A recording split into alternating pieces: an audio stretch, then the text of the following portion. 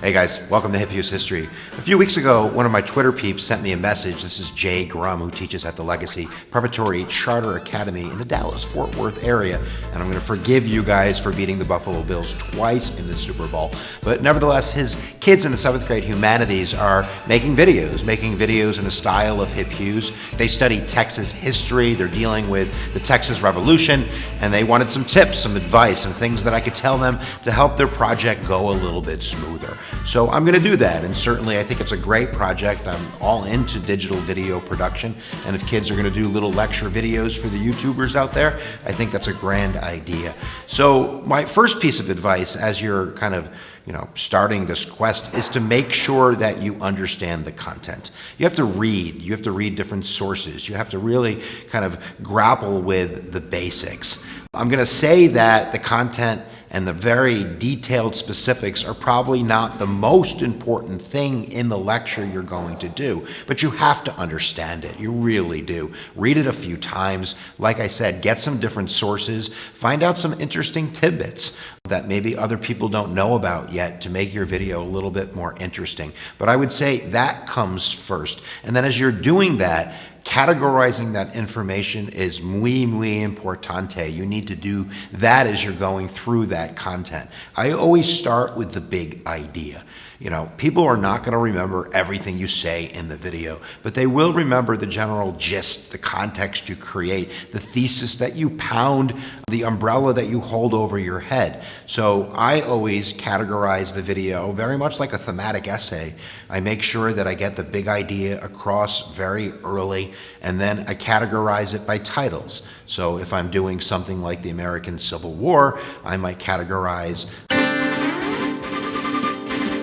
expansion of slavery,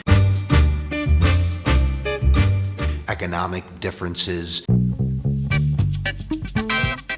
court cases, things that are going to be in the entree of that meal. And that's going to allow me, when I make my video, not to have to do the whole thing at one time. It takes a long time to film a video. Sometimes it's a 5-to-1 scenario. So if you're filming a 5-minute video, it's probably going to take you, literally an hour to film that content, because you're going to make mistakes. You're going to start over 15 times in order to get it right. So make sure that you categorize it. Create a graphic organizer if you're using a computer, a program like Inspiration or something, just to make sure that you have done that before you start. Now, in terms of scripting, I think it depends on the person. Some people need to script. They just need to have the words written down. That's going to make it a little bit more awkward when you're talking at the camera and you're kind of doing it like this as you're looking off into the distance trying to read the cue card. But that needs to be done for some people, and there was ways in editing to put pictures over the screen to kind of hide when you're doing that. But at a very minimum, you need some abstracts. I usually create just like a kind of a scrappy, notepad where I scribble my ideas down, words and phrases, to keep me on task, so I'm semi-organized. But you certainly can't just wing the whole thing. So, decide what type of learner, what type of producer, how comfortable you are, and how you're going to do it, and make that decision. But certainly, whether you're scripting or just writing ideas down, that's going to come off that graphic organizer that we talked about before. So, now in terms of shooting, some very, very basic rules. You need to make sure the camera's still. I don't know what you're using. You can have expensive cameras. You could use your iPhone. Oh my goodness gracious. If you're using your phone, don't film like this. Film like this. Because otherwise you're going to get black stripes. It's like one of the biggest things people do, which is going to mess everything up. But it needs to be kind of filmed horizontally. And you need to make sure that the camera is steady. You can't have someone holding the camera because there's no way to do that correctly. So make sure you try to get a tripod or stack it up on books. Do something where the shot is going to be steady. And then for goodness gracious, make sure that the lighting is good. There's nothing worse than filming an awesome video and there's a big fat window open in front of the camera. The light needs to be behind the camera or above the camera. Windows never should be in the shot. It's going to destroy your shot. It's going to blanch you out. So make sure that the lighting is decent. If there's no natural light, you might have to Even bring one of those things that, the thing you hang in the garage with a light bulb and the metal thing, just something to cast a little bit of light on the subject so we're not worrying about that. And make sure you're not too far off. You don't want to be standing, kind of like a lonely soul on the other side of the room. So, I'm pretty comfortable being this close to the camera. You might be a little farther back, but certainly you want to be close enough where the sound is going to get picked up, and test the sound beforehand. You shouldn't have to buy tons of equipment, but having a decent mic, something that's going to capture your sound, is pretty important. So test it, play with it, do a stupid shot to see what it looks like and what it sounds like. In terms of positioning, don't stand in the middle with a dumb camera, because number one, it's a little bit awkward. It kind of looks like a painting that's hung on a wall or something like that. So we call it the rule of thirds. So you're just gonna slide over just a little bit, and that's not only going to make the shot more comfortable to look at, but you're going to have some dead space over here where if you're layering images, you can put them right there. And of course, if you're doing green screen, you can change the whole background. But you have some play time up there. We're going to talk about that in a few minutes, but certainly putting words on the wall when you're talking about them, or years, or strong visuals to get your point across, is something that's going to make your video more interesting and more powerful to watch. So like I was saying before, just film. Make mistakes, try to get it right. You're going to be able to do jump cuts. A jump cut is where you make a mistake. So let's say I'm talking and suddenly I just got half this in my language like that, and now I'm going to get back on track. I can fix that, watch. So let's say I'm talking and now I'm going to get back on track. So as you can see, there's no need to get it completely perfect. I do pop-ins sometimes. Making the videos a little bit fun is sometimes more interesting for the viewer to keep their attention. So something as simple as just kind of ducking out of the way and maybe just kind of pulling into the shot, or doing where you go down low. Hey guys, welcome. Like, that's just a little technique to kind of grab my audience's attention. So it's not a bad idea to think about some way to come into a shot. And you're going to have titles in your shot. We categorized it before.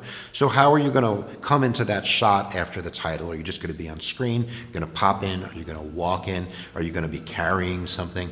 Think about that just a little bit, but certainly that's something to think about. Now, like I mentioned before, 5 to 1, you're going to need some time to film. It's going to take a lot of mistakes to get it right. It doesn't have to be perfect, but nobody wants to produce silliness and something that doesn't look good. So because you're doing it in categories, just take one at a time. Get the big idea out of the way, really pound it, keep it short and simple, and then go through, the cause, or maybe you're doing the Alamo and you're talking about just the first stages of that conflict. That'll allow you to maybe just do it in a minute or two, and then take a breather, look over your notes, and then come back to the next category, which is that title screen. So that's going to allow you some comfortability not to try to get the whole darn thing correct the first time. But certainly be patient. Don't be afraid of making some mistakes. And certainly be yourself, smile a little bit, and you can joke around a little bit. It doesn't have to be dry pan, dead serious all the time. You're just explaining something, and in order to explain something, you have to connect with your audience just a little bit. So make sure you're looking at the camera, don't look off in the distance, and you guys will be great during the filming episode. Now, editing. I don't know what you're editing with, so it's hard to talk a lot about editing, but most programs are going to give you the opportunity to layer, to put visuals in. It's called multimodality. You don't just want your voice to be the mechanism that people are using to get the information. You're going to have the opportunity, hopefully, to put words on the screen, big vocabulary words, or simple ideas, thematic concepts. So when you're talking about it, the audience also sees that, and it's a different way to understand the material. And certainly visuals. It's not always necessary to do a literal visual. So if I'm talking about George Washington, do I necessarily have to put a picture of George Washington on the screen? Not necessarily. If the concept is Washington is being strong, sometimes I might put a barbell on the screen, or a big, I could show you my rock, but my jacket's on, big muscles, something like that. So you definitely want to think about multimodality. It doesn't have to be on the screen all the time, but it's a palette. It's a way to take a different color and put it on the screen and make people understand what you're talking about. You want to decide on music as well. Guys, you can't use lyrical music. So if your favorite song is DJ Hop Along or something like that, you're probably not going to be able to use it. But certainly during the title sequences and in the beginning, I think it's a good idea to have a little soft music in the background to captivate your audience, to get their attention, to make them want to watch. The first 5 or 10 seconds is the most important part of the video because that's when people are going to decide whether they're going to watch it or not. So creating a strong opening title, maybe it's a little bit jokey, but it has the information in there. Maybe you come up with a title of your show, a little bit of fun music, and that brings us into that opening shot. Music, I think, is important. You don't have to have it through the whole video, but certainly, at least between the sequences, I think it's a good idea to grab your audience's attention and to put them into the next content piece that you're going to go over. And other aspects of multimodality would be sound effects. You don't want to make it a pinball machine, but if there's a sound effect that's really going to elevate the meaning of the video, I'll throw in a gunshot or a barking dog or some kind of sound effect to make sure that I'm trying to do everything I can to reach my audience. I think that's really important. Now, if you don't know what to edit with, I think the phones are great to edit with, but I don't know how much layering you can do on an iPhone or a smartphone in general. So if you're in front of a computer and you don't have software, iMovie works really well on a Mac. Certainly if someone has gotten you Final Cut or Premiere or something like that, you can do a million things. But there is a free online program. I'm not their spokesman, but if you go to www.wevideo.com, you can get a free account, produce a 5 or 7 minute free video with a little watermark, and it gives you the opportunity in there to layer, to put images in, to put sounds in, to have, a few things going on, and it's not the hardest program to learn. And if you don't know how to do it, Google how to use WeVideo and watch the dumb YouTube video. You guys are smart, you know how to figure things out.